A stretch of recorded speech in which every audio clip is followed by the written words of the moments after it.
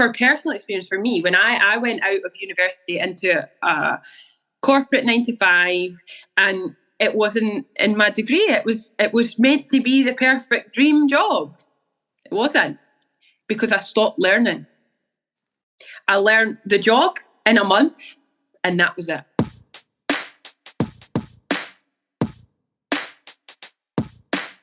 My why is so simple, and a lot of people used to say to me, well, your why should be everything and anything around everything that you're doing. Absolutely. But mine is simple. I love helping others. I have always loved helping people. When I build their confidence and I see them change as a person, when I see their grades go from 0, often a lot of them that come to me are basically absolutely, and a lot of the parents say they're a lost cause. No, they're not. No child is a lost cause. We can build them back up to where they're comfortable and then give them that push that they need. I can assure you, every parent, teacher, whoever it may be, has always said to me, I would rather you take an extra week on that and do it with confidence than stress to get that done. I had an amazing English teacher at high school, and Mrs. Armstrong, so if she's listening, big out to you, because she was just the best and will always be the best teacher to me.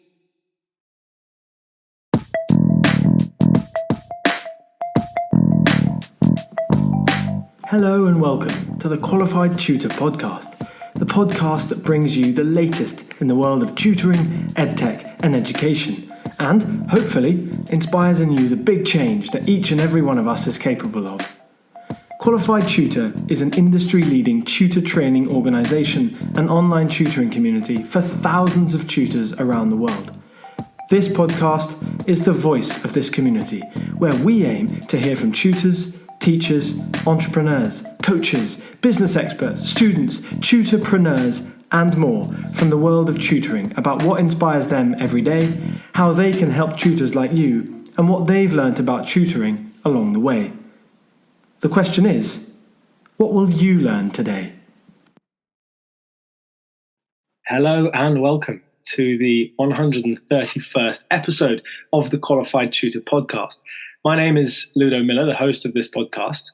Welcome back to regular listeners. Welcome back to any of you for whom this is your first time listening to the Qualified Tutor Podcast, and a very warm welcome to our guest today, Lauren Johnson. Lauren, welcome to the podcast.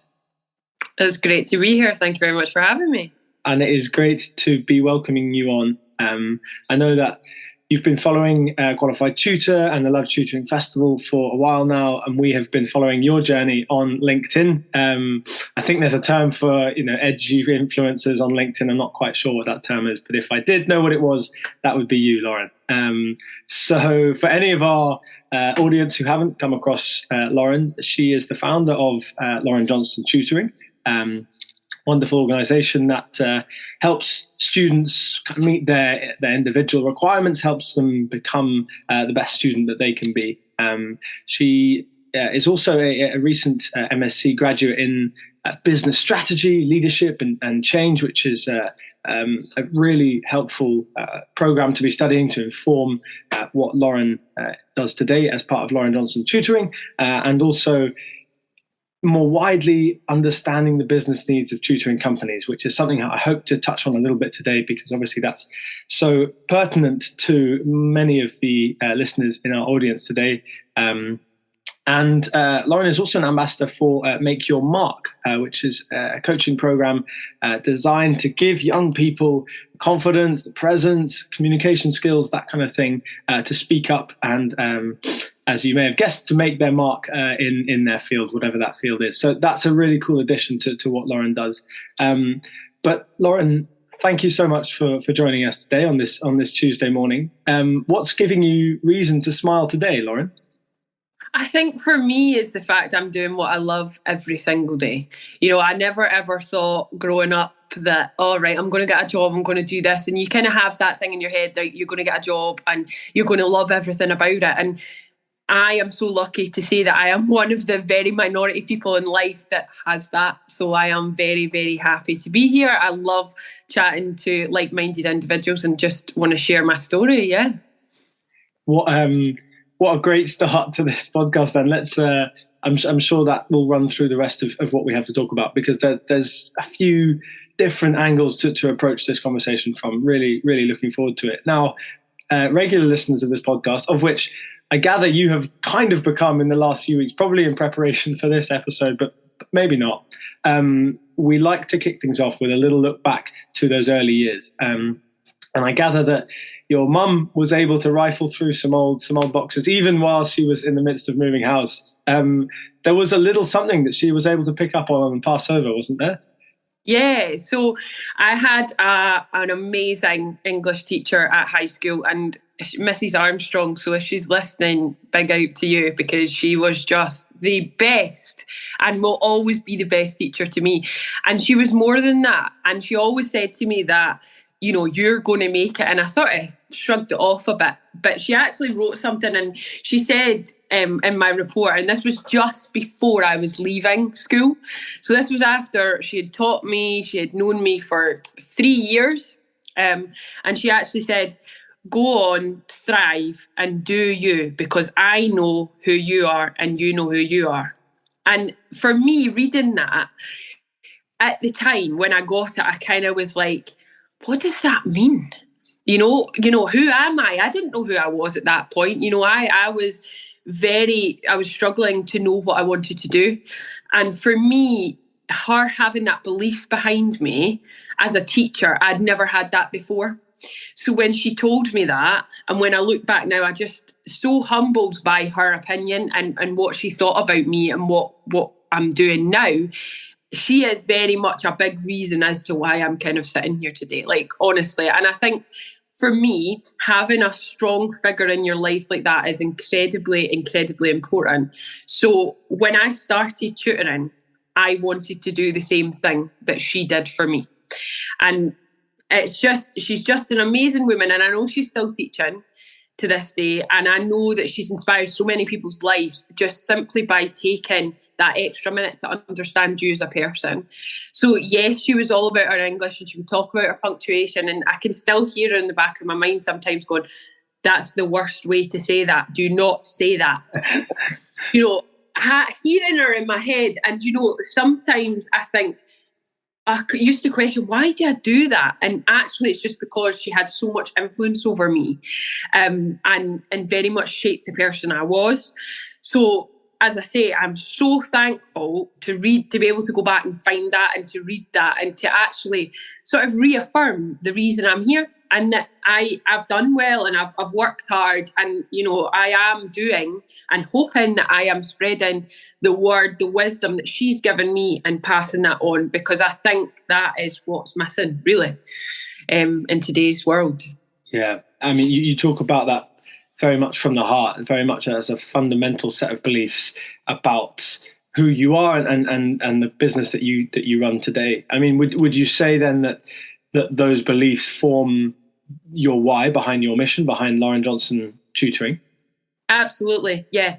My why is so simple. And a lot of people used to say to me, well, your why should be everything and anything around everything that you're doing. Absolutely. But mine is simple. I love helping others. I have always loved helping people. Now, a lot of people would say, well, that means you never put yourself first. Absolutely not. I'm putting myself first by learning, developing in order to then help others. So I recently did a LinkedIn post on that because somebody asked me that. They said, why do you tutor? Why do you do what you do? Why did you leave the corporate world? Why didn't you use your degree? Well, actually, the simple answer is I am using my degree. I run a business. That simple way, I am using it, you know. And behind all of it was actually that in business, it's a transaction, isn't it? So this idea of you give somebody something, they give you something in return. And the way that we view that in business is obviously always, or majority of the time, monetary. And for me, I didn't like that.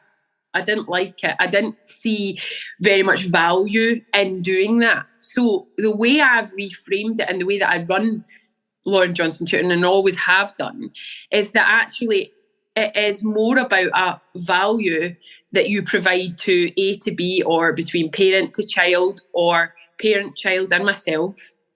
And it's about that passion that I put behind that. And it becomes a transaction of value rather than money.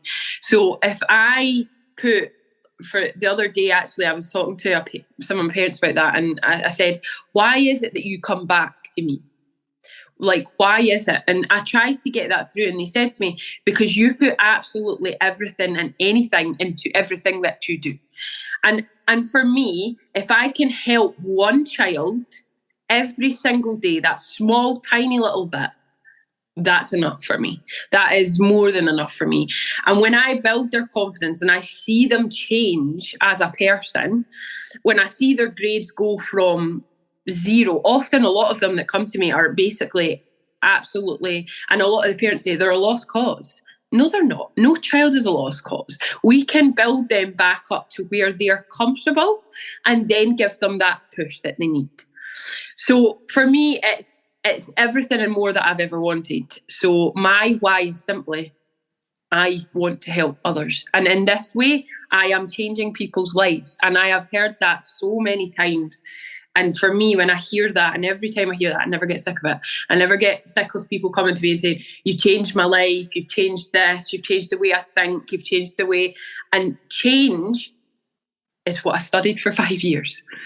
So these people that are telling me you're not using your degree, I am. I am using it every single day of my life. I am implementing strategy behind how do we get this child to here. I'm implementing the changes that they need to get where they need to be. Because I honestly do believe that every child requires or needs that support once, at least once in their life, whether that is at the very early stages or it is at the most crucial times when they're sitting those exams, which often, we've all been there. We know what that's like. And for me, because it's so recent, I kind of thrive on that and kind of say, I know how you feel. So, I mean, that all sounds like leadership to me. Leadership in Lauren Johnson tutoring, leadership in this space in education, leadership in every single moment that you interact with parent or student. But I'm kind of asking myself if an MSc in business strategy, leadership and change is what you studied. Why education? I mean, there could have been plenty of avenues to go down, but why did you go down building a tutoring business, going into education, that kind of thing? Because honestly, university was the best time of my life. Genuinely. And a lot of people say to me, or people have these skewed opinions of, you went right from school, you were never out of education, so you didn't know any different. Okay, fine. But at the same time, I built everything in university. I built the skills, I built the network that I have. The people that I am tutoring often came through somewhere within that university network. So I've tutored lecturers' kids, I've tutored friends of them, I've tutored family friends, and everywhere all came out of this idea of, she did well in this area, she always enjoyed being at school. And when I say to people, I didn't enjoy school, that shocks them. Because they think, right, well, how can you be a tutor then? Because you're teaching people how to love school. No. It's much more than that. For me, I love learning. And I think that's a big reason why I went into education, because I believe that you should always be learning every single day. There never should be a day where you're not learning something new. And I think what's difficult is when we go to school, we are set in these, 7-8 hours a day, and you learn certain things. And that's fine and that's great, and we need to do that. Absolutely agree. But when we leave that space, we almost go into that limbo of, oh, well, what do we do now? Like, what's next? How do we do that? So for personal experience for me, when I went out of university into a corporate 9-to-5, and it wasn't in my degree, it was meant to be the perfect dream job. It wasn't, because I stopped learning. I learned the job in a month, and that was it. And I thought, I can't do this. I can't, because this isn't I'm not building anything. I'm not continuing to improve. There was no continuous improvement. There was no journey. That all stopped. And for me, having that comes from education. We have a journey. We start in primary 1 and we go right up to wherever we end up going. And our education journey for everybody is absolutely different. And that's what I love about it, is that we can meet individuals, and I continually meet individuals that are keen to learn. And this is something that I really want to hone in on in my business, is actually looking wider. So expanding out to parents now. So giving them some type of education as to, this is how the child is learning and this is how you can support them to do that. And what they then will realise is that actually they're then learning again. So it's this continuous cycle. So for me, it is finding that place where we can all, as a team, and I very much view, when I have students and parents, we are a team. We are not a three-way transaction. It's a team effort. We all work together in order for the child to do as best as they possibly can. And I think the biggest lessons I have learned are from the children I teach. So I will always, and I don't think I'll ever come out of education for that reason, is because the kids will teach you more about yourself, about the world, than you could read in a book, than you could get in the world, because they are so incredible. And the kids that I've got just now, if you're listening, I've told them about it, I truly mean that, guys. Like, you're doing incredibly well, and I'm so proud of what you're doing. So for me, it's a passion, and that forms my why as well. Look at that, cycling back to the start of the question. This is a great little learning loop you're showing us. It's like a little tutoring session here. I feel very lucky, Lauren. But no, I really like the bit where you're touching on not just helping the student, but helping the parent, and helping the parent to help the student. And that cycle continues. I mean, we as the tutor are never going to be there forever. And the student will have to learn how to cope with those things themselves, of course, but you hope that their parent or parents will also be there throughout their education journey. So equipping them with those skills that is an equally as productive task. I absolutely agree. Now, in every single episode of this podcast, it seems, all 131 of them, there seems to be a moment where we dream big. I don't know whether that's just because of person I am or the kind of person I invite on, or whether that's just the product of these kinds of topics of conversations. But I want you to dream big for a moment, Lauren, because I know that is just something that you do, as well as the day-to-day work that you carry out. But how do we ensure that our students are not prevented from achieving what they can achieve through the classic anxieties and stresses of life and of the education system? How do we make sure that they are not bound by those? Yeah, I think this is such a critical question. And I think the big thing for me always, and always will be, is giving them that support, is telling them and reassuring them that it's all going to be all right is the first thing to do. Every child that's ever come to me has always had some form of anxiety, confidence issue, or lack of belief. And that's not through any fault of their own. And a lot of the time it tends to be because they either don't believe in the ability that they have, because they have it. They do. They absolutely have it. No child has not got that. I've never seen a child that doesn't have that. And for me, it's building around that. How do we get them from A to B? So a big thing that I'm working on at the moment is a course in which we can build for students that they can take instead of that traditional one-to-one support or group support that as tutors we are used to.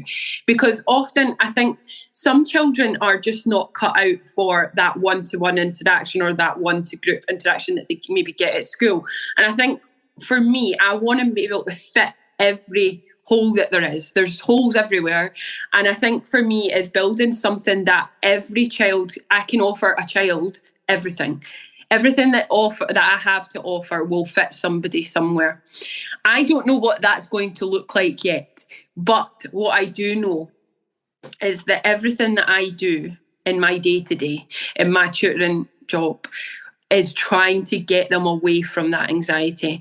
And for me, I was a huge sufferer of anxiety at school.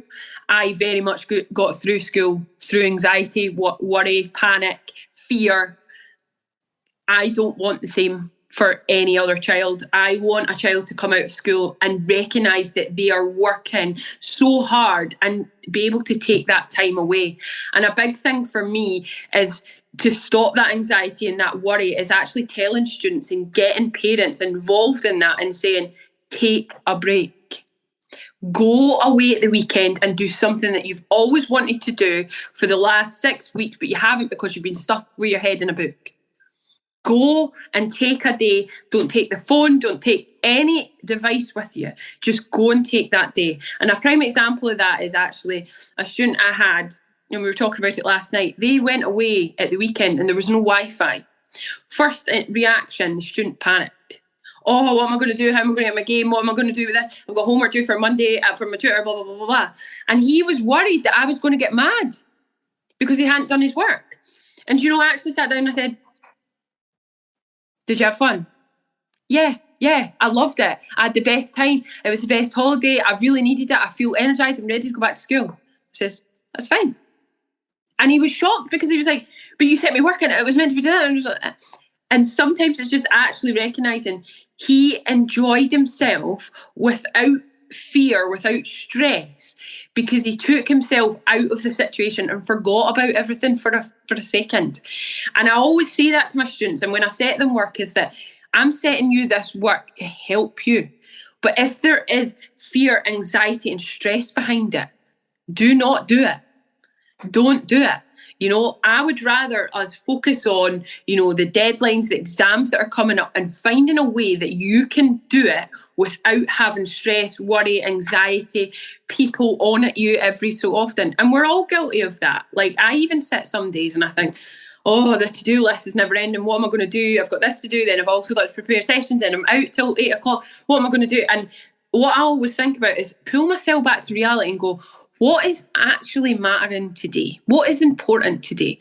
If it is that I do one thing off my to-do list, that's fine. And that's enough. And I say that to my students all the time, is that you've got that piece of homework for Friday and I've given you some work to do as well. Get that piece of work done first for school. Let's get that fear out the way. Let's get that sorted. And then let's do that extra. Don't push yourself to a point that you're doing extra and you're causing more anxiety. Just do what you can and take it in chunks. And that works so well for students, is when I say take it one step at a time. It works like a dream. Like, it's so simple. Yeah. But it is just that case of reminding them and ensuring it's okay. If you need to take extra time, that's fine. And giving that support and reassurance that everybody around them, including the school or including I've got a lot of home education students at the moment, is that actually no one's going to shout at them if they are not understanding what's going on. It's okay. We'll then take time to do X, Y, and Z. And I can assure you, every parent, teacher, whoever it may be, has always said to me, I would rather you take an extra week on that and do it with confidence than stress to get that done.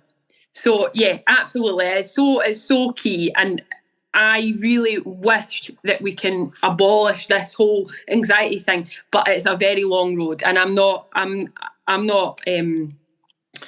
I know that it will take time, and I know that things don't just change overnight, because I've studied that, and I've studied that there's factors that come into that, and I'm aware. But we can make small changes, and that will change. And I often students, that's enough for them. It's just that one small little thing. Yeah, it's funny, isn't it, that we're saying that you recognise the simplicity of that. And actually, that's the thing that catches in the student's mind when you lay it out, is actually how simple that is, and how you're not providing them with some unattainable, unreachable task or goal. It's actually taking it back a step, making things easier rather than harder, which is something they don't always see at school. Everything seems to be harder.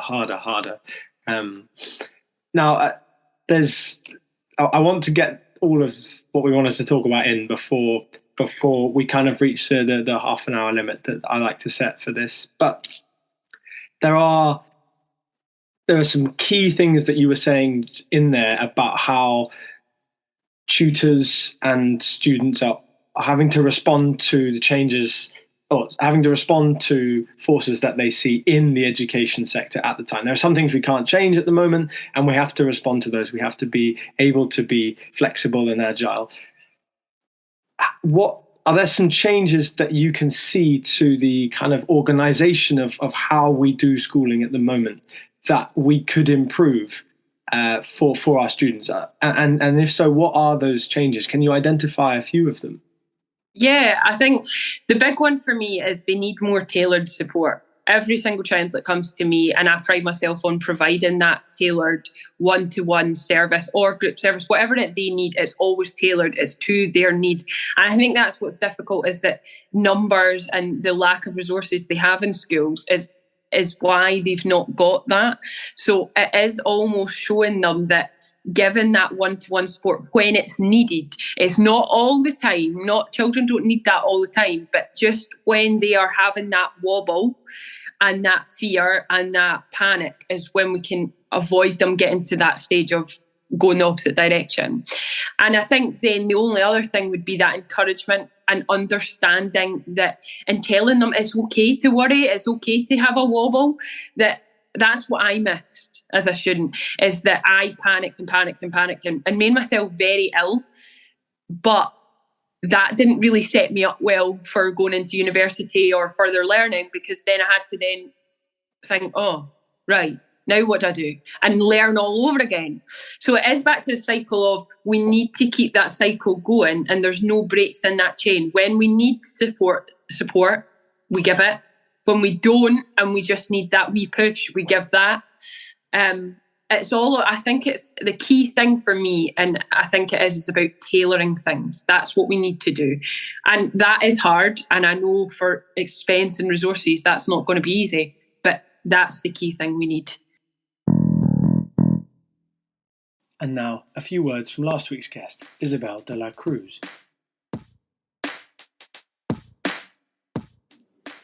I learned that it is important to share your message with everyone, because you never know who would be interested in hearing it and even sharing it. So my target audience is technically teenagers, but Ludo thought that it would be very important to share my mission with other tutors as well. So thank you, Ludo. What did I enjoy about being a guest on the podcast? Well, I loved how Ludo makes you feel so at ease and is totally stress-free. It is literally just two friends talking about a topic that matters to them. And what would I say to a future guest? Well, go in there with a mindset that you are there to have fun. Like, even though this is a business setting, the more energy you bring to the table, the more fun you'll have with Ludo, because he's such a cool guy.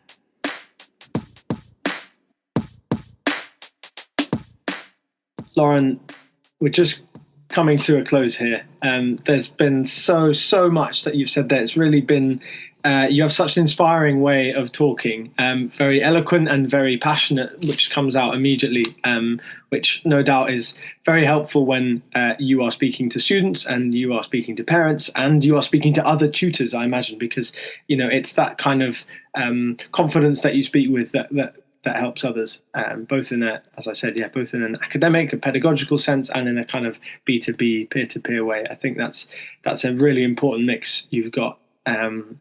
But we like to look towards the future because that's always exciting. So we like to end the episode with a little look at what's next for you. So, I mean, what is next for Lauren Johnston? So that big project I was talking about, we're working with parents and building an online course, is what is in the pipeline. So I'm starting work with this week. So I'm really excited to be doing that. And I've also just recently joined an amazing network who I am going to have a meeting with today. And I'm very excited to get started with that, because I just think it's going to give me that even more powerful network to build on and grow. And I guess what's next is to continue what I'm doing and do this for as long as I am me, because I am loving this. It's growing, it's expanding. And I'm so excited to see what comes, because I believe there's so much more we can do, and using our contacts, within Qualified Tutor, within LinkedIn, that is all working together, because I think the more we work together, the better we're going to become as tutors, because it's clear, it's already happening. Lauren, thank you so much. That was a bit of a rallying cry there for other tutors to come together, to share, to collaborate. It's something that's right at the heart of the Love Tutoring community, this big community that we run to provide exactly this kind of space for tutors just like you. So if you're listening in, do come and join Lauren and ourselves in there. Of course, you can follow Lauren on LinkedIn. She's previously referred to as her second home. I don't know if we're going to hold her to that, but it's certainly somewhere that Lauren is very active and very informative. So that's really your next step. But other than that, Lauren, is there a really good way that people can get in touch with you straight after this? Is LinkedIn the best place to go? Or? Yeah, absolutely, on LinkedIn, or I have a Facebook page or an Instagram page, and it's simply just Lauren Johnston Tutoring, and it'll come up. I'd love to have a chat. Anybody that's maybe starting out as well. A lot of tutors have come to me before and kind of said, do you want to chat? And I would love to chat to you all. Just get in touch. Awesome. That's really great to hear. So that's your next step, listeners. Thank you so much for being here for this episode number 131, and we will see you all again next week. But Lauren, for one final time, thank you very much, and we'll speak again soon.